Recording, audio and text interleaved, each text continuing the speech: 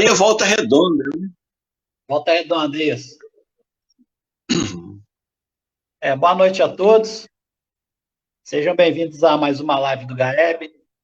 Nós tivemos problemas técnicos aí, já está resolvido, tá? Vamos atrasar um pouquinho, mas depois a gente compensa no final. Eu vou fazer a leitura do livro Fonte Viva, como já é de costume nas nossas lives. É o livro Fonte Viva, psicografia de Francisco Cândido Xavier pelo Espírito de Emmanuel. A lição é a de número 67. Modo de sentir. Renovai-vos pelo Espírito do vosso modo de sentir. Paulo está lá em Efésios, no capítulo 4, no versículo 23. Há muitos séculos o homem raciocina obediente às regras quase inalteradas, comparando fatores externos segundo velhos processos de observação. Rege a vida física com grande mudança no setor das operações orgânicas fundamentais e maneja a palavra com quem usa os elementos indispensáveis a determinada construção de pedra, terra e cal. Nos círculos da natureza externa, em si, as modificações em qualquer aspecto tão mínimas, exceção feita ao progresso avançado nas técnicas da ciência e da indústria. No sentimento, porém, as alterações são profundas. Nos povos realmente educados, ninguém se compraz com a escravidão dos semelhantes. Ninguém joga impunemente com a vida do próximo. E ninguém aplaude a crueldade sistemática e deliberada quanto antigamente. Oriundo do coração, o ideal de humanidade vem sublimando a mente em todos os climas do planeta. O lar e a escola, o templo e o hospital, as instituições de previdência e beneficência são filhos da sensibilidade e não do cálculo. Um trabalhador poderá demonstrar altas características de inteligência e habilidade, mas se não possui devoção para com o serviço, será um aparelho consciente de repetição, tanto quanto o estômago é máquina de digerir há milênios. Só pela renovação íntima progride a alma no rumo da vida aperfeiçoada. Antes do Cristo, milhares de homens e mulheres morreram na cruz. Entretanto, o madeiro do Mestre converteu-se em luz inextinguível pela qualidade de sentimento com que o crucificado se entregou ao sacrifício, influenciando a maneira de sentir das nações e dos séculos. Crescer em bondade e entendimento é estender a visão e santificar os objetivos na experiência comum. Jesus veio até nós a fim de ensinar-nos, acima de tudo, que o amor é o caminho para a vida abundante. Vive sitiado pela dor, pela aflição, pela sombra ou pela enfermidade, renova o teu modo de sentir pelos padrões do Evangelho e enxergarás o propósito divino da vida, atuando em todos os lugares, com justiça e misericórdia, sabedoria e entendimento. Então, essa foi a nossa lição de abertura, bem interessante, né, que é a necessidade de nos melhorarmos a cada dia. Queria cumprimentar todos que estão ao vivo conosco, convidar todos para a prece de abertura, que a gente possa, nesse momento, elevar o nosso pensamento, abrir o nosso coração, no aconchego do nosso lar, graças a esse feito da internet, das redes sociais.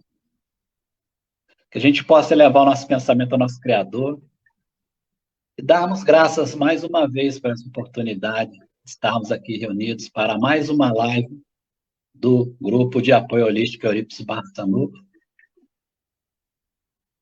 Pai, Todo-Poderoso, de infinita misericórdia, gratidão a Ti, Senhor, mais uma vez. Pedimos a Ti neste momento a espiritualidade de luz, toda a intuição para o nosso irmão José Hélio, que se propôs a estar conosco aqui mais uma vez para a divulgação dessa doutrina maravilhosa. Que o Senhor possa, Pai, enviar seus mensageiros espirituais, seus médicos espirituais, a cada lar representados aqui nesta noite, a todos os leitos hospitalares, a todos os nossos irmãos que vivem à margem da sociedade, que eles possam receber neste momento a sua visita, esse lenitivo necessário para trazer de volta o equilíbrio do corpo físico e espiritual. Gratidão a Ti mais uma vez por esta oportunidade. Estamos aqui reunidos e pedir a vossa permissão, a permissão do mentor espiritual da nossa casa, Eurípides Barçanufo, para iniciarmos mais uma live da noite de hoje. Graças a Deus, que assim seja. José, daqui a pouco eu retorno, tá bom? Fica à vontade aí. Até breve. Obrigado. Que o Senhor Jesus possa Ele, mais uma vez, nos envolver e nos guardar em sua paz. Nós trazemos o abraço aqui dos companheiros espíritas, do Grupo Espírita Allan Kardec de Araruama, e da AME, da Associação Médica Espírita de nossa cidade, aos companheiros do GAEB, Grupo de Apoio Holístico Eurípides Barçanufo. Na oportunidade hoje, nós iremos desenvolver a questão da mediunidade e serviço. Mediunidade essa que, infelizmente, é muito mal compreendida ainda no nosso movimento espírita. Daí, o mundo espiritual, desde momentos recuados, está acionando médios e trazendo as informações para que essa tarefa possa se ajustar aos princípios da produtividade sadia e eficiência. A mediunidade ela sempre esteve presente no contexto da humanidade. Nós não vamos trazer aqui uma abordagem histórica, porque ela, eu acredito que já seja de conhecimento de vários dos senhores. No entanto, trazer um fato muito curioso e está inserido no Tratado de Metapsíquica de Charles Richer. Quem foi Charles Richer? Charles Richer é um grande cientista, ganhador do Prêmio Nobel de Medicina em 1913. Ele inseriu no seu tratado de metapsíquica um fato que ele julgou dos mais verídicos e incontestáveis. Tal foi a pujança e a característica do fenômeno mediúnico. Conta-se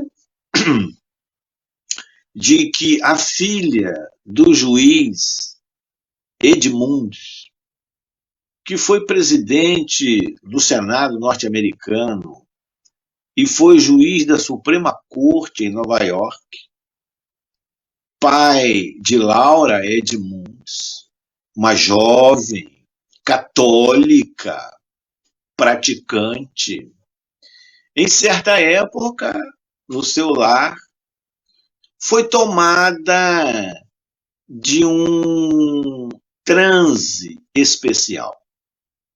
Neste transe, ela pôde conversar em grego puro numa língua que ela desconhecia, com o senhor Evangelides, que lá estava. E ela se externava, ela se comunicava num grego com rara habilidade. E, reafirmo, ela desconhecia integralmente o grego. Então, como médium, o espírito de Botase, que fora um amigo do senhor Evangelides, trouxe para o compatriota que a sua filha havia desencarnado em determinado local naquele momento. E a colocação trouxe comoção e ele fora averiguar o fato. E constatou que no dia tal, nas horas tais e tais, a sua filha havia falecido, desencarnado. E as experiências com Laura Edmundes, médium, foi significativa ao longo dos anos, porque ela não só se expressava em transe mediúnico no grego, mas no português, no alemão, no inglês, no francês, no russo, e em idiomas e dialetos indianos, a demonstrar uma autenticidade do fenômeno que desbancava qualquer teoria psicológica que pudesse descaracterizar a comunicação mediúnica. Então, a mediunidade se apresenta ao longo dos tempos, no Velho Testamento, no Novo Testamento, mas nós vamos chegar a Allan Kardec. Allan Kardec, que teve uma tarefa exponencial de trazer à Terra, à comunidade humana, à nossa civilização, a terceira revelação da lei de Deus. E apresentar as lições de Jesus tal como elas foram apresentadas há 12.000 anos. E aí, uma das obras que os espíritos, se utilizando de médiuns de pouca idade, trouxeram para a estruturação da paranormalidade humana, foi o Livro dos Médiuns. O Livro dos Médiuns, segundo o espírito Viana de Carvalho, no livro Médiuns e Mediunidade, psicografado por Divaldo Pereira Franco, ele afirma categoricamente, Viana de Carvalho, de que não existe ainda na face da Terra uma obra tão completa, tão instrutiva, tão educativa como o Livro dos Médiuns, para que a criatura humana venha se educar, disciplinar a sua mediunidade e tê-la numa tarefa enobrecedora e saudável. Então, partindo do Livro dos Médiuns, nós vamos ler alguns trechos que julgamos interessante para as nossas reflexões da noite, deixando outros, porque não comportaria, no tempo de uma palestra, uma abordagem mais longa que o tema merece sobre essa questão.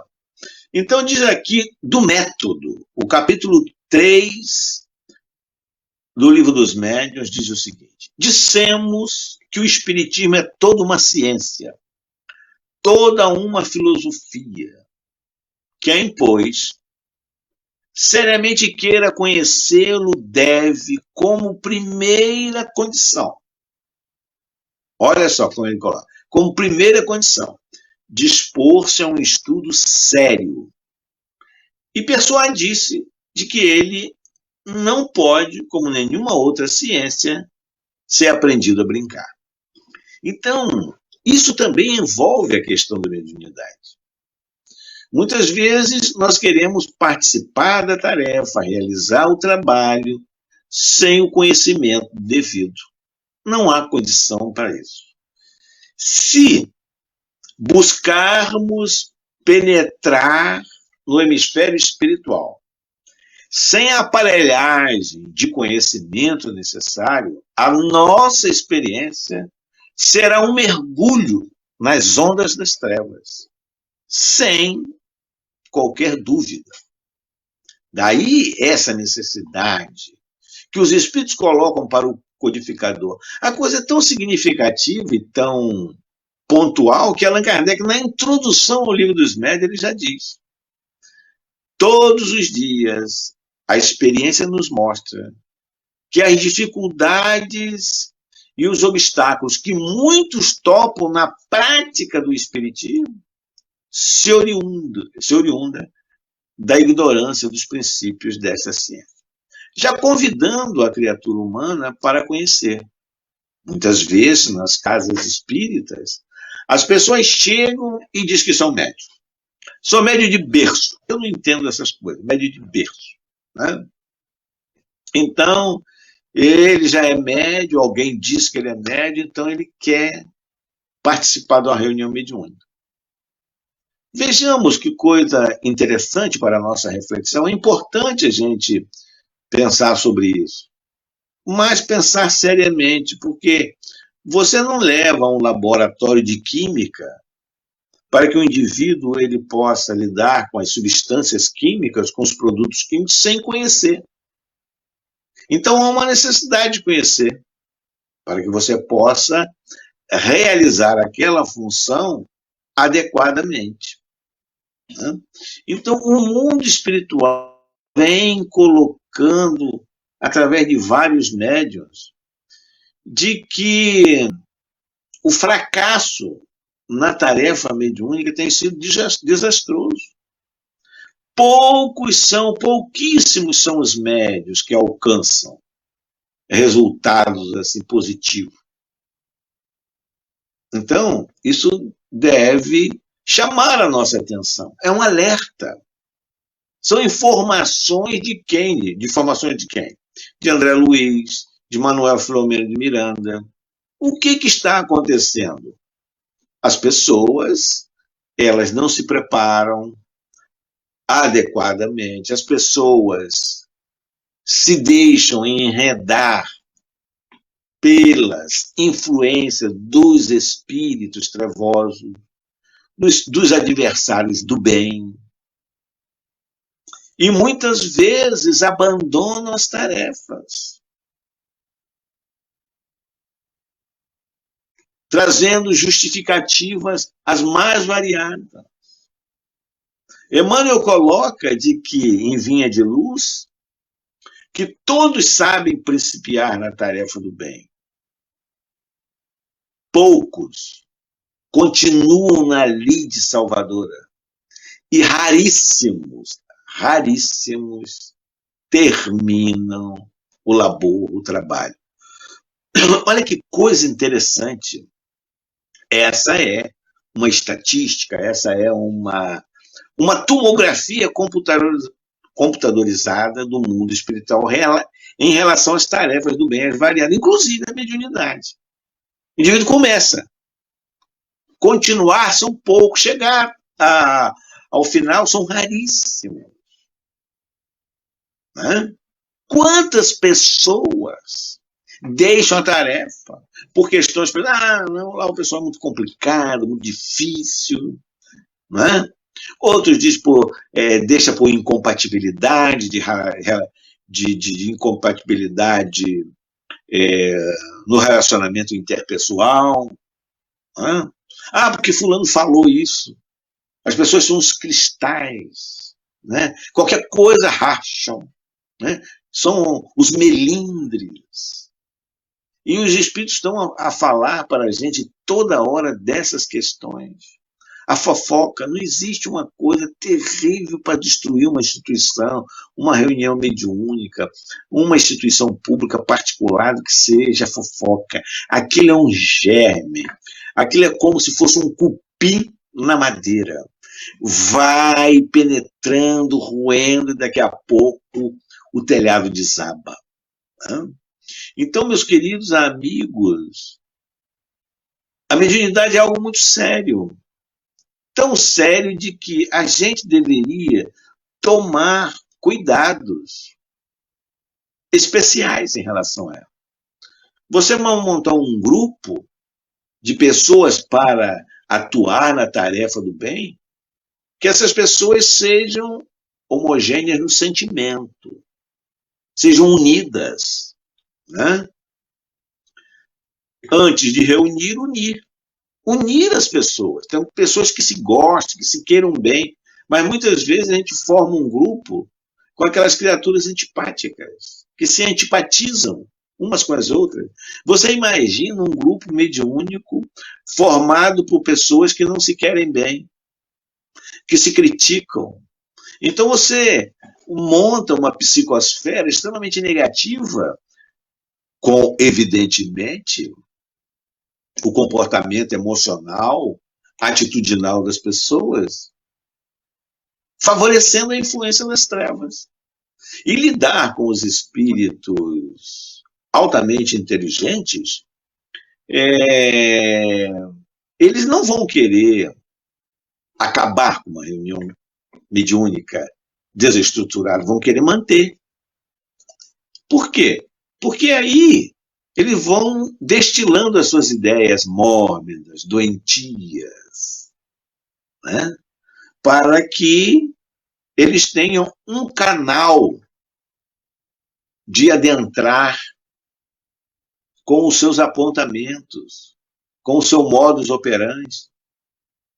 É uma tarefa que é inadequada para a casa espírita, que não está na programação daquela casa espírita, mas que favorece as influências trevosas, aos desajustes. Vejamos que nós temos médiuns que vão para as suas reuniões mediúnicas, mas pessoas que continuam a fazer uso de bebida alcoólica, a fazer uso do fumo, né? Pessoas que chegam à tarefa mediúnica com o seu organismo, com várias doses de álcool. E Emmanuel irá dizer, retificando, Emmanuel não, André Luiz, como é inapropriado o uso de álcool pelo médium, por aquele que atua numa atividade mediúnica. Evidentemente que aqui nós não estamos estabelecendo um padrão rígido de conduta, não é isso. Condições mínimas para essa tarefa. André Luiz chega a dizer, e eu vou observar aqui, de que, em se tratando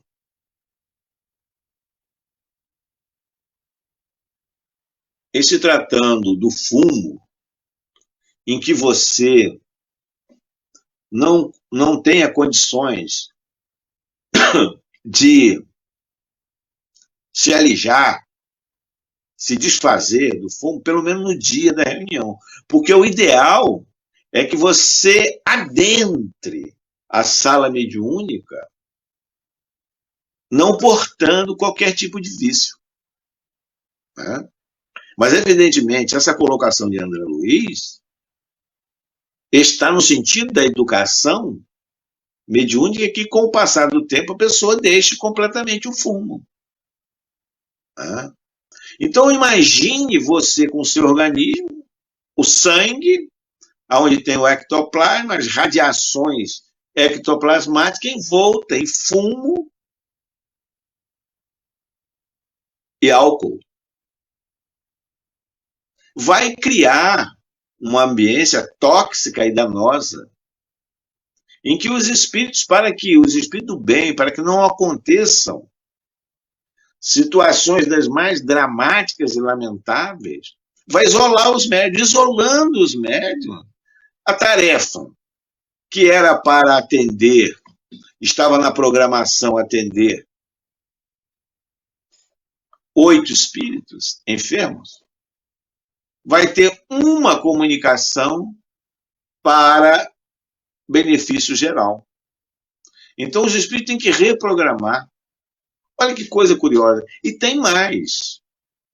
Essa é uma revelação que quem traz é André Luiz. Eu, sinceramente, tenho visto poucas pessoas a falar sobre isso. No entanto, a revelação o comentário que eu vou fazer agora. A questão, eu não sei porquê. Né? Evidentemente que isso é um fato trazido pelo cientista André Luiz. E ele aborda essa questão no capítulo da mediunidade, que eu vou falar agora, que é a questão da microbiologia psíquica. O indivíduo que está chegando para a tarefa mediúnica, do desenvolvimento mediúnico, eram 18 pessoas, né? Naquele dia só um médium apareceu em condições para o trabalho. Esse indivíduo que ingeriu bebida alcoólica, ele tinha em toda a sua região do estômago, do fígado, seres, aqueles chamam de animálculos, seres infinitesimais. Eram vírus, bactérias e larvas mentais que estavam destruindo as células hepáticas em função do seu vício. Olha só. E esses vírus e bactérias mentais é gerado pela nossa mente, produzido pelo nosso psiquismo, pela nossa matéria mental, né? Quando o indivíduo está preso no visgo do vício. Olha que coisa curiosa. Ele fala isso neste capítulo sobre a mediunidade. Né? Então, ele faz uma ilação, ele faz um apontamento, melhor dizendo, em torno do alcoolismo, do sexo desregrado e da alimentação excessiva. Com essas mesmas construções pela mente do sensitivo, do médium, do indivíduo, dessas larvas que vão atacando as células orgânicas também. Então, nós podemos deduzir de que o sentimento de ódio agasalhado, cultivado, o sentimento de orgulho agasalhado, cultivado, o sentimento de mágoa agasalhado, cultivado, gera esses seres infinitesimais também que vão atuar em nossa estrutura perispirítica e orgânica, desfazendo os blocos, as matrizes de saúde. Olha que coisa interessante e importante a gente analisar. O estudo, meus queridos, sobre a mediunidade não deve ser no mesmo dia da reunião mediúnica. Por quê? Vai ser antes? Não deve ser antes da reunião, porque o estudo, muitas vezes, ele produz o debate, né? Às vezes um debate acalorado, as reflexões, e fica inadequado irmos para uma reunião nesse clima vulcânico, emocional, com as reflexões intelectuais, com as reflexões cognitivas. Né? Então, neste dia da reunião mediúnica, a gente não faz estudo. A gente faz estudo num outro dia, né? num outro dia da semana que não seja da reunião mediúnica. Né? Porque o ambiente comporta o quê? Uma concentração, né? Focar nas realizações que nós vamos compartilhar com o mundo espiritual. E aí, os espíritos vão dizer para Allan Kardec que o sensitivo ele deve querer, ele deve ter uma vontade firme, né, para a produção da fenomenologia mediúnica. Uma vontade firme, decidida, inquebrantável. Eles devem estar focados. Olha que coisa importante. Vamos analisar se nós realizamos isso, se nós fazemos isso. Uma preparação, se possível, né? Muitas vezes há pessoas que vêm direto do trabalho, os espíritos entendem. Então você vem no seu carro fazendo uma oração, né, até chegar à instituição para a tarefa. Mas se você vai à casa e tem um espaço naquele dia para relaxar, para se tranquilizar, para se aquietar, faça uma meditação, se preparando para a reunião que terá lugar depois de algumas horas, de alguns minutos, né? Então isso é interessante, né, para que você já esteja no clima, né, de um apassivamento mental, facilitando a concentração para as tarefas. Se porventura você vier sentir mal, né, aí a pessoa diz, hoje eu não vou à reunião. Por quê? Não estou me sentindo bem. Ué, mas como assim? Não, estou me sentindo bem, estou com uma coisa e tal. Mas lá tem os companheiros, e os companheiros, cada qual daquele vale por 3 médiums. Que coisa fabulosa. Lá no GAEB é assim, cada companheiro vale por 3 médiums. Então hoje não vão sentir a minha falta, né? Que coisa curiosa. A pessoa muitas vezes diz assim, então eu tenho 20 anos de mediunidade, mas tem 20 anos e não compreendeu essa situação ainda. Porque muitas vezes aquele desconforto que você tem, né, aquele sentir não muito bem, é a vinculação da entidade enferma que vai ser atendida na atividade mediúnica. Então você sente muitas vezes em meses, dependendo das condições do espírito. Porque tem que haver um encaixe perispirítico, vibracional. Isso não se dá assim de um instante por outro. Muitas vezes, para determinadas entidades, é preciso isso, né? Um mês, uma semana, outros alguns dias, né? Então, aquele quadro que muitas vezes você está sentindo, vai ao médico, tudo bem. Você não está sentindo, vai ao médico. Mas você vai observar que muitas vezes você indo ao médico, ele não constata nenhuma problemática orgânica, né, de desequilíbrio das funções físicas. Então, aí se deduz, com clareza de raciocínio, com a informação da ciência espírita, de que é aquela vinculação das entidades enfermas para o atendimento específico na enfermagem espiritual. Então, você observe que depois do atendimento na reunião mediúnica, você volta a seu padrão de rigidez, de saúde, de equilíbrio, de harmonia orgânica, psicológica. Depois que você colaborou. Uma reunião mediúnica, nós não avaliamos o benefício disso. O benefício disso para nós e para as outras pessoas. Meus queridos irmãos, quantas situações conflitantes, quantos problemas complexos foram solucionados com a participação. Fulano foi ao médico com síndrome do pânico, mas tinha um nome lá no GAEB, nas reuniões mediúnicas. Porque o psiquiatra sozinho não ia solucionar aquilo, não. Por quê? Porque ali tinha uma influência espiritual. E ele cuida do corpo. E o corpo e a mente precisam ser cuidados, evidentemente. E você foi certo, você foi ao médico, você tinha que ir ao médico.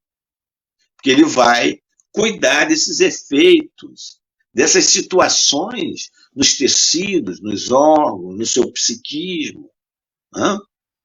Mas também tem que se ter o atendimento espiritual que ele não conhece.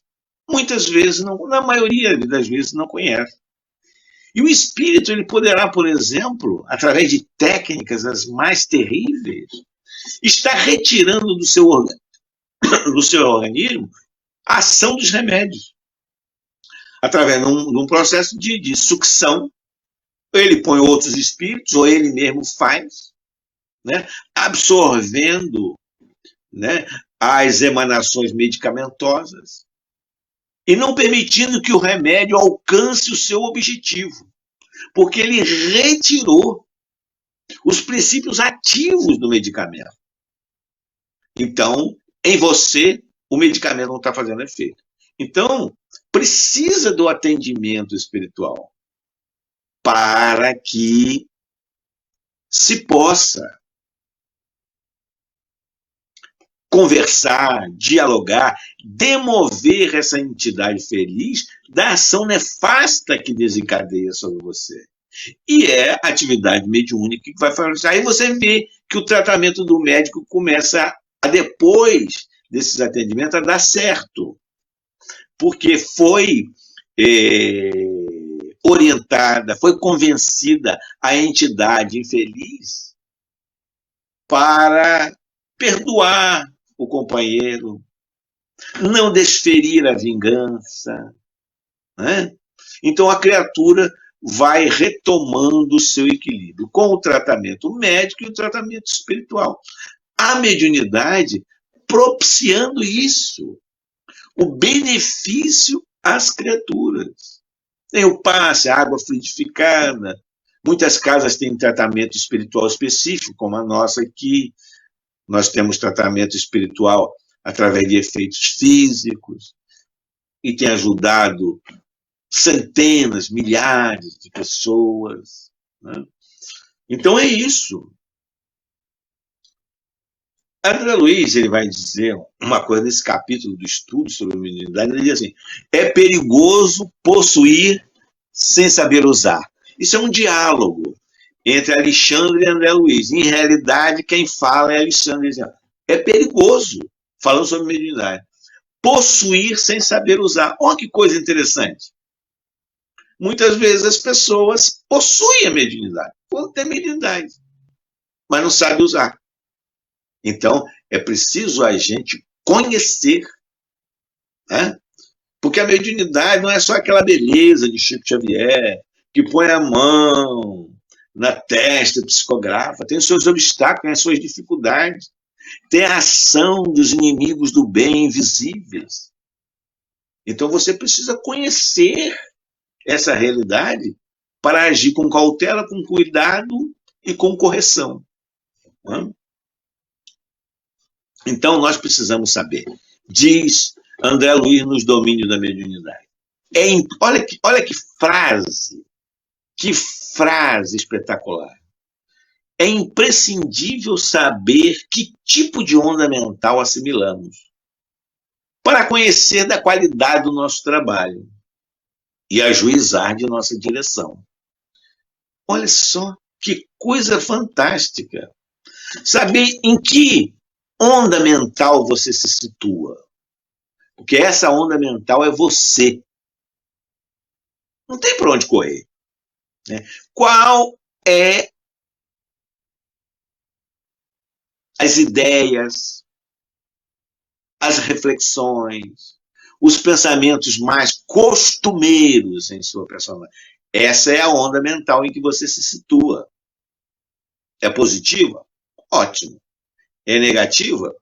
Então, se é negativa, você está vinculado a seres no corpo e fora do corpo que têm o mesmo padrão mental. E isso aí está dando o tom da sua direção e do que você produz. Né? Como assim? Porque, veja bem, se você está nessa onda mental, você é aquele indivíduo que poderá estar escrevendo páginas anímicas suas para um jornal local, você poderá estar escrevendo para uma revista e impregnando o seu escrito de ideias sugeridas também por espíritos negativos inferiores. Lógico, uma mediunidade inconsciente. Está lá relatado por André Luiz, um jornalista, numa de suas obras, que tem uma entidade a influenciar para ele escrever um comentário dos mais infelizes sobre determinada pessoa. Então, veja bem que essa mediunidade inconsciente, de quem fala, uma conversa que você tenha com os seus amigos na varanda da sua casa, poderá estar sendo, se você tem se fixa numa onda negativa, um comentário dos mais desairosos, um comentário que vai acionar uma área de outro indivíduo, da depressão, da síndrome do pânico, alimentando nas pessoas o pessimismo, a revolta. Imaginemos isso. Né? Isso não se dá apenas num quadro de psicografia, se o médium assim permite.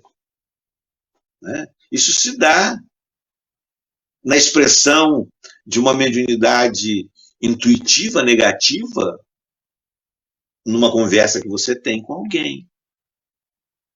Né? Então, refletamos sobre isso, que é muito interessante, porque se está no cotidiano. Um diálogo que você tem com um colega de trabalho, com seu esposo em casa, dependendo do tom mental em que você situa, poderá estar inoculando, infiltrando na sua mente ideias estranhas de revolta, de pessimismo pelo mundo, pela vida, pelas pessoas. E isso tem um resultado catastrófico em sua existência. Porque, como nós vimos há pouco na questão lá, que André Luiz fala, sobre os seres infinitesimais, as larvas mentais, os vírus mentais, a bactéria, um padrão de pessimismo também, como os sentimentos danosos, e gera essas larvas mentais que vão atuar nos pontos frágeis do nosso organismo, gerando doenças. Engraçado que ele analisa isso, torna a dizer, no quadro do desenvolvimento mediúnico. Né? Ele pega esse assunto e ali encaixa. Né? Vocês poderão ver isso em Missionários da Luz. Olha lá.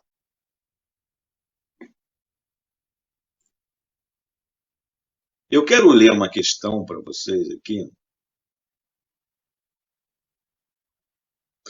Eu estou avançando um pouco, porque eu acho muito importante. Não é um texto pequeno, é um parágrafo longo, mas extremamente valioso. E eu solicito a atenção de todos sobre esse texto. É da Revista Espírita de 1863. É do Espírito Erasto, discípulo de Paulo. E diz assim: não sereis martirizados corporalmente, como nos primeiros tempos da igreja. Não erguerão fogueiras homicidas, como na Idade Média, mas vos torturarão moralmente. Levantarão embustes, armarão ciladas, tanto mais perigosas quanto usarão mãos amigas. Agirão na sombra e recebereis golpes, sem saber por quem são vibrados, e vereis feridos em pleno peito por flechas envenenadas da calúnia. Nada faltará às vossas dores. Suscitarão defecções em vossas fileiras, e supostos espíritas perdidos pelo orgulho e pela vaidade exibirão a sua independência exclamando: somos nós que estamos no reto caminho. Tentarão semear o joio entre os grupos sérios, provocando a formação de grupos dissidentes. Captarão os vossos médiuns para fazê-los entrar no mau caminho e para os desviar dos grupos sérios. Empregarão a intimidação para uns, a captação para outros. Explorarão todas as fraquezas. A hora é grave e solene. Para trás, então, todas as mesquinhas discussões, todas as perguntas ociosas e todas as pretensões de preeminência e de amor próprio. Ocupai-vos dos grandes interesses que estão em vossas mãos e cujas contas o Senhor vos pedirá. Uni-vos, para que o inimigo encontre vossas fileiras compactas e cerradas. Tende uma palavra de ligação sem equívoco, pedra de toque, com o auxílio da qual podeis reconhecer os verdadeiros irmãos, pois esta palavra implica abnegação e devotamento, e resume todos os deveres do verdadeiro espírita. Aqui, meus queridos amigos, na revista Espírita, de 1863, Erasto traça algumas situações que os espíritas se defrontarão. Isso não é somente para missionários, não. Qualquer pessoa, qualquer indivíduo como nós, atravessa, uns mais, outros menos, situações dessas, geradas pelas entidades das trevas, que não quer o desenvolvimento do bem. Então, eles atacam os tarefeiros. Não é que nós tenhamos grandes valores, mas uma luzinha de fósforo, com outra, ilumina um ambiente. Então, eles são sórdidos, lançam calúnias, mentiras sobre a vida das pessoas, através de estratagemas e de armadilhas as mais terríveis. Perseguem os médiuns com procedimentos inimagináveis, né? E muitas das criaturas se deixam levar pela vaidade, pelo orgulho. Coloca os benfeitores espirituais que uma das áreas dos sentimentos mais atacado pelas entidades trevosas é o orgulho, porque é o que a criatura menos confessa a si mesma. Então é preciso que tenhamos atenção. Tarefa mediúnica não é uma tarefa fácil. Ela tem os seus benefícios extraordinários. Como disse Erasto, os benfeitores espirituais não nos abandonam, mas os desafios são inerentes ao labor. Ninguém passa incólume nesta terra. Quantos foram os sofrimentos que Chico Xavier atravessou. Quando o seu sobrinho, por exemplo, fez uma calúnia, uma injúria das mais terríveis, que saiu nos jornais, que Chico tinha comentado com ele, de que as suas psicografias eram resultado do seu conhecimento e não da influência dos espíritos. Uma mentira. Chico nunca disse isso. É inventada por ele, tomado pelas trevas, influenciado pelas trevas, para gerar confusão na sociedade, sobretudo no movimento espírita. As questões são as mais variadas. Médiuns que cobram, médiums que cobram pelo bem que realizam. Há pouco tempo, um companheiro me falava sobre indivíduos que cobram por palestra. Que absurdo! Eu nunca vi isso. Mas é passível que exista. Que a pessoa que conversou comigo é um indivíduo de alta credibilidade. Pessoas que cobram palestra em nome do Senhor. Há pouco tempo eu vi, em outra agremiação religiosa, as pessoas estavam vendendo vassouras benzidas. Porque aquela vassoura era uma maravilha, tirava todas as energias negativas. Depois, na verdade, eu ia comprar umas 10 para tirar. Né? Só aqui em casa ia varrer, fica uma beleza. Né? Então a gente tira com as nossas preces, com as nossas orações, com as nossas atitudes. Allan Kardec coloca lá no capítulo 14, no Livro dos Médiuns, ele diz assim, para julgar os espíritos, como para julgar os homens, é preciso primeiro que a gente saiba julgar a si mesmo. Essa é uma questão muito importante que Allan Kardec coloca, porque ele já falava da necessidade de ter nos grupos de estudo um dia para análise das questões psicológicas. Por exemplo, estudar as obras de Joana de Ângeles e 30 minutos depois fazer uma avaliação de um para com os outros. Aqui na nossa casa nós fazemos isso, no Grupo Espírita Allan Kardec. Como eu estou em relação ao João, ao Pedro, ao Maurício, né? Há alguma dificuldade de relacionamento?